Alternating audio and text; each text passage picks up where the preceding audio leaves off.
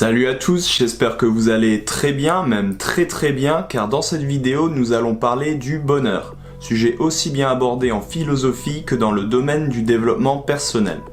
Alors qu'est-ce que le bonheur et comment l'atteindre? Déjà avant tout j'aimerais distinguer le bonheur de deux autres concepts que sont le plaisir et la joie. Ah ouais, t'aimes bien te compliquer la vie toi. Le bonheur étant qualifié par un état de bien-être et de paix intérieure. Le plaisir étant une sensation agréable et passagère, et la joie quant à elle étant une émotion intense, symbole d'un sentiment d'accomplissement. À travers cette vidéo, je vais d'abord développer ces différents concepts de manière philosophique, en prenant appui sur les différents grands penseurs de notre histoire, puis je tenterai de répondre à la problématique du bonheur d'une manière plus concrète dans une optique de développement personnel adaptée à notre vie de tous les jours. Tout d'abord, on pourrait dire que nous pouvons être heureux de vivre, en étant par exemple reconnaissants envers notre entourage, envers la vie en elle-même, et en se contentant de choses simples. Vu sous cet angle, le bonheur est acceptation, amour de ce que l'on a et semble facilement accessible. Seulement un tel bonheur peut-il être durable? Car ce qu'on appelle le désir intervient forcément à un moment ou à un autre. Le désir peut être défini par tout ce que nous convoitons,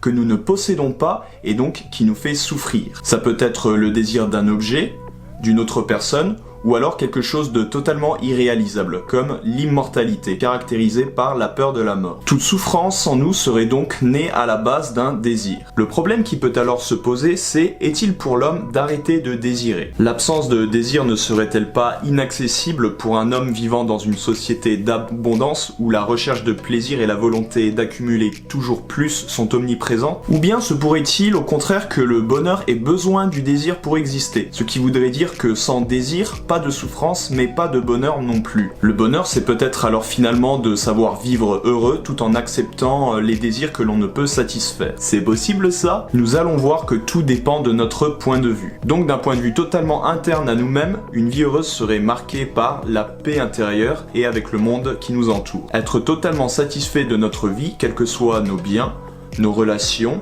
notre statut et ne rien attendre de particulier. Mais comme nous venons de l'expliquer, cette tranquillité que je nommerai plénitude n'est-elle pas une utopie dans un monde tel que le nôtre? Faudrait-il accepter une vie ascétique, une vie de moine, loin de tout désir et passion qui sont la cause de toutes nos souffrances?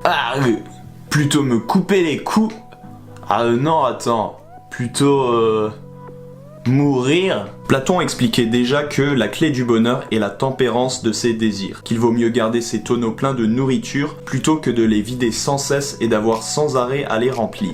Et c'est valable aussi pour les tonneaux de bière? Affirmatif. Pas fameux ton Platon. Les philosophes stoïques les plus hardcore, si je puis me permettre, comme Sénèque, affirment que nous nous devons de supprimer tout désir car ceux-ci nous possèdent et font de nous leurs esclaves. Ainsi, selon Sénèque, nous pouvons devenir sages et même surpasser Dieu, qui lui est un être sage en tout temps et en tout lieu. L'homme, selon ce philosophe, pourrait devenir sage par la force de sa volonté et de son mérite, d'où sa capacité à surpasser Dieu qui lui n'a pas d'effort à fournir. D'autres philosophes stoïques, comme Marc Aurèle, nous disent que pour être heureux, nous ne devons pas nous attarder sur ce qui ne dépend pas de nous. Nous devons acquérir la sagesse et la lucidité afin de déterminer ce qui dépend ou non de notre volonté. Ainsi, il faut accepter ses désirs, mais nous nous devons de les maîtriser. Et nous sommes d'ailleurs responsables de ce que nous en faisons. C'est d'ailleurs l'une des grandes idées dans le développement personnel aujourd'hui. Je ne suis pas forcément responsable de ce qui m'arrive, ni de ce que j'éprouve à travers les différents aléas de ma vie, mais je suis responsable de ma réaction face à ces événements. Si nous accordons un peu plus de place au désir, nous arrivons à un juste milieu entre une philosophie ascétique, prônant la suppression de tout désir, et une vie plus hédoniste, où le plaisir serait roi. Ouais, ça m'a l'air encore un peu trop chiant à mon goût ça. Là, nous arrivons à la philosophie d'Épicure, qui nous dit que la mort n'est pas à craindre, et que nous pouvons trouver le bonheur à travers l'ataraxie, autrement dit l'absence de trouble de l'âme. Épicure nous explique que le secret de la vie heureuse est simple, savourer les bons moments et apprécier les différents plaisirs sans sombrer dans un déluge de passion malsaine. Ce philosophe réconcilie en quelque sorte le plaisir hédoniste et la sobriété ascétique, puisque pour lui, le plus grand des biens est le plaisir, mais pas le plaisir provoqué par un élément extérieur. C'est un plaisir négatif, dans le sens absence de troubles et de souffrance, ce qu'il appelle l'ataraxie. Par ailleurs, pour accéder à ce plaisir suprême, les désirs vains sont à éviter, comme la recherche de richesse et de gloire, tandis que les plaisirs simples sont à privilégier, comme l'amitié et toute sensation agréable loin de tout excès. La philosophie d'Épicure peut donc soit être interprétée comme une ascèse qui vise au plaisir, ou soit comme une moyenne entre les deux, avec un mode de vie basé sur l'appréciation de plaisirs simples et du moment présent. Le fameux carpe diem, hein. Enfin, nous avons les philosophes dits hédonistes, pour qui le sens de la vie est la recherche du plaisir et pour qui l'ataraxie épicurienne serait comparable à un long sommeil. Ah, bah enfin une philo qui a l'air d'avoir de la gueule. Mais attention, il faut faire la différence entre l'hédonisme des philosophes grecs, qui est un travail sur soi, et l'hédonisme vulgaire, qui est la recherche de plaisir en tant que pulsion instinctive, souvent commise aux dépens des autres. L'hédonisme grec suscite autant une curiosité, une exploration du monde et un travail sur le corps et l'esprit qu'un goût prononcé pour la fête et le sexe. D'ailleurs, il a pour principe d'éviter tout déplaisir, tels que les conflits et la violence, qui peuvent être la conséquence d'un hédonisme excessif. Tu en as bien conscience, n'est-ce pas? Ouais. Moi, de toute façon, je fais que m'amuser, hein. D'ailleurs, avec un pote hier, on a fait un concours de celui qui pisse sur le plus de... Nous ne voulons pas le savoir. Pour certains, l'hédonisme place le plaisir avant le bonheur. Pour d'autres, il les met côte à côte. C'est-à-dire que le sens de la vie serait la recherche du bonheur, mais celui serait accessible avant tout par le plaisir. Mais il y a selon moi une contradiction majeure dans l'hédonisme qui est celle de rechercher le plaisir constamment tout en évitant la souffrance. Même si nous vivions une vie de prince où nous pouvions à tout instant jouir de tous les plaisirs les plus intenses, on s'en habituerait vite et ceci laisserait place à de la souffrance. Car habitué à la satisfaction continuelle et éternelle de ses désirs, ceci ferait place à d'autres désirs encore plus grands et pour le coup totalement irréalisables. Ouais, du genre vouloir faire du ski nautique sur Jupiter. C'est un peu ça, ouais. Le bonheur, s'il n'exclut donc pas le plaisir, n'exclurait pas non plus le déplaisir, ainsi qu'une certaine forme de souffrance passagère. Il serait pleine acceptation de ce mouvement de la vie, nous faisant alterner entre des états de manque et des états d'abondance. À noter que les différents philosophes que je viens de citer datent tous de l'Antiquité, et leurs idées, bien que pouvant inspirer les grandes lignes de toute existence humaine, ne prennent pas en compte les mêmes aspects de la vie que nous, êtres humains du XXIe siècle. En effet, la plupart d'entre eux n'avaient pas à travailler, possédaient même d'ailleurs leurs esclaves, et n'avaient pas de problèmes aussi complexes que les nôtres. Au fil du temps et de l'évolution des civilisations, la philosophie a elle aussi évolué, et au thème du bonheur, on a préféré parler de politique ou de liberté. Mais malgré ça, un philosophe du XVIIe siècle a eu, je trouve, une vision assez intéressante du bonheur, et c'est Spinoza. Pour Spinoza, le bonheur est le sens de la vie, et il est marqué par l'accomplissement de son être. Chez ce philosophe, on remarque qu'il y a d'abord l'état de joie qui va augmenter notre puissance, qui s'oppose à l'état de tristesse qui lui va la faire diminuer. Et le bonheur dans tout ça, ce serait plutôt d'aller dans le sens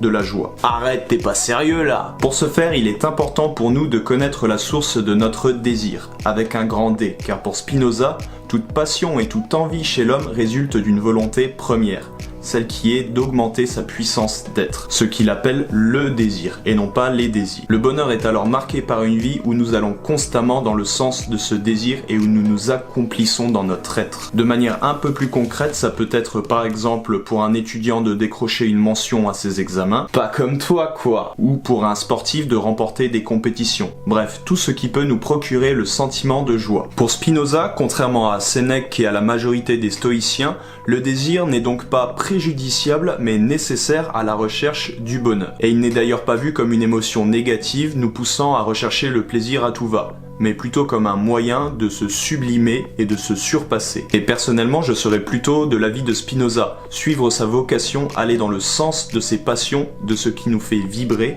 c'est bien là pour moi l'une des clés du bonheur. Mais on peut aussi très bien faire cohabiter ces deux philosophies. Par exemple, on peut essayer de s'accomplir dans son domaine, travailler en vue d'atteindre l'excellence, tout en adoptant une attitude stoïque qui viserait à donner le meilleur de soi et à se satisfaire des efforts fournis, qu'ils soient concluants ou non. Si l'on sort du cadre de la philosophie et que l'on se met à regarder un peu partout dans le monde, on constate que la conception du bonheur n'est pas la même partout. Dans certains pays comme la Malaisie, le bonheur est synonyme de réussite financière. Dans d'autres comme l'Inde, il est signe d'un accomplissement spirituel. Ouais, bon, pas sûr que les milliardaires indiens y accordent beaucoup d'importance à la spiritualité. Dans les pays riches et dans ceux où l'aspect matériel compte beaucoup, le bonheur est souvent établi sur une base comparative. On est par exemple heureux parce qu'on gagne plus qu'un autre, parce qu'on a un plus beau jardin, ou alors parce qu'on a un mode de vie, une façon de penser que l'on juge meilleur. Ouais, moi par exemple, je suis bien heureux de pas ressembler à tous ces politocards là, avec leurs belles voitures, leurs jets privés et leur fric. Putain, qu'est-ce que je suis malheureux. Si l'on se déplace dans les pays les plus pauvres, comme par exemple à Madagascar où je me suis rendu il y a 2 ans, on peut s'apercevoir que les gens sont capables d'avoir le sourire et d'avoir la joie de vivre malgré leurs conditions de vie. T'es quand même un sacré beauf d'avoir mis en image King Julius du dessin animé Madagascar qui n'est en aucun cas représentatif de la population humaine et réelle du pays. Eh ben, si même lui il se met à raisonner, alors comme partout il y a des gens heureux et malheureux, mais on remarque qu'ils peuvent plus facilement jouir de choses simples, contrairement à nous habitués à notre petit confort et à nos smartphones dernier cri. On remarque aussi que l'esprit de compétition et de comparaison est moindre dans ces pays, et on peut voir en se baladant dans la rue des adultes taper dans un ballon par simple plaisir de jeu. La simplicité est donc elle aussi une source possible de bonheur. Bon nombre d'individus dans les pays occidentaux ont d'ailleurs adopté un mode de vie que l'on peut qualifier de minimaliste, qui consiste à se contenter du minimum matériel. Bref, nous avons vu que toute culture, toute société et même tout individu peuvent avoir une conception différente du bonheur. En ce qui me concerne, je pense que quelles que soient nos valeurs, nos attentes et nos aspirations, le bonheur est d'abord une question de travail sur soi. Et je pense que la première étape, c'est qu'il faut prendre soin de soi. Être bien dans sa peau, bien dans sa tête, s'entretenir physiquement, avoir une bonne hygiène de vie, une bonne alimentation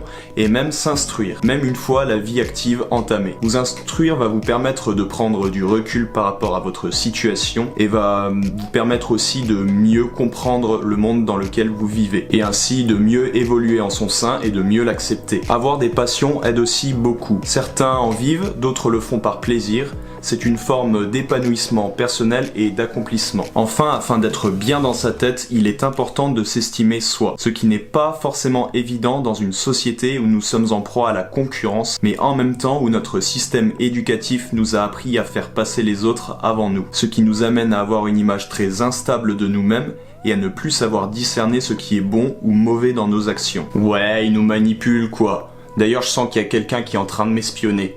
Encore un de ces triangles avec un putain d'œil. Certains ont grandi dans un milieu conflictuel, d'autres ont été des boucs émissaires à l'école, et même encore au travail. Il va sans dire que tout cela peut leur laisser des traumatismes et détériorer leur vision du monde. Il nous faut donc un environnement sain, avec des personnes adaptées à notre développement. Autre détail important. Une fois dans la vie active et même avant pour les plus décidés, il nous faut faire le choix de notre mode de vie et que celui-ci soit en plein accord avec nous-mêmes. Si on désire une vie riche et en mouvement, il faudra accepter les problèmes et les surmonter. Si au contraire on a peu d'attentes et que l'on désire une vie plus tranquille, il ne faudra pas sombrer dans l'ennui. Certains accepteront une vie dynamique, pleine d'embûches et développeront une capacité de résilience, de résistance au stress et à l'anxiété, tandis que d'autres apprécieront le calme et n'en seront pas dérangés. Et enfin, il est bon de dire que le bonheur est une idée propre à ceux qui peuvent la concevoir, c'est-à-dire les êtres humains. On peut dire que certains de nos animaux domestiques sont très heureux puisqu'ils vivent dans la même abondance que nous, mais ils ne possèdent pas l'idée de leur bonheur. Ils n'ont pas conscience d'être heureux et ne sont donc pas heureux de la même manière que nous. Alors, afin de récapituler ce qui a été dit, pour être heureux, déjà il faut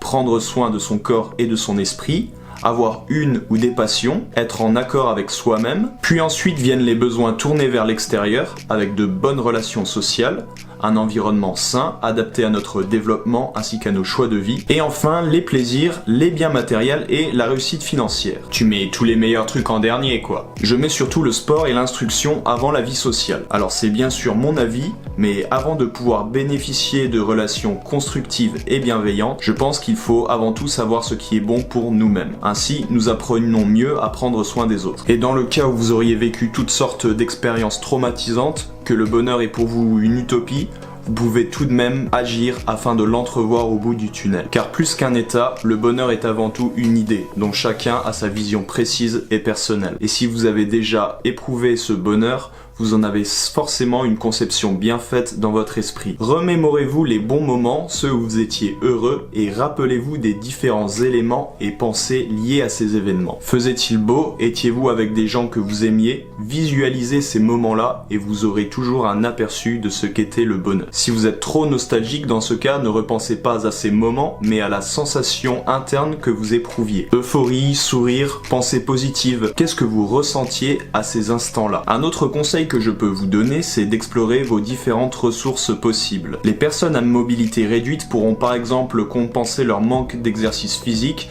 par un plus grand intérêt pour le domaine de la connaissance ou pourquoi pas celui de la spiritualité afin de s'échapper de leur enveloppe corporelle. Et si une personne est sourde, paraplégique et aveugle? T'aimes bien m'emmerder toi, hein? Voilà pour cette vidéo, donc choisissez la vie qui vous rendra le plus heureux selon vos aspirations et vos ressources. Il n'y a bien sûr pas de moyenne ni de calcul mathématique à faire et c'est pour ça que c'est en essayant plusieurs modes de vie qui seraient susceptibles de vous plaire que vous serez à même de choisir celui qui vous rendra le plus heureux. Soyez d'abord conscient que le bonheur vient d'abord de vous, de votre rapport avec vous-même, puis ensuite de votre rapport au monde extérieur. N'hésitez pas à la liker si la vidéo vous a plu et même à la partager, ça me procurerait à la fois beaucoup de bonheur, de plaisir et de joie et vous pouvez même laisser votre avis en commentaire, bon ou mauvais mais constructif si possible. Quant à moi, je vous souhaite une agréable et heureuse journée et je vous dis à très vite pour la suite.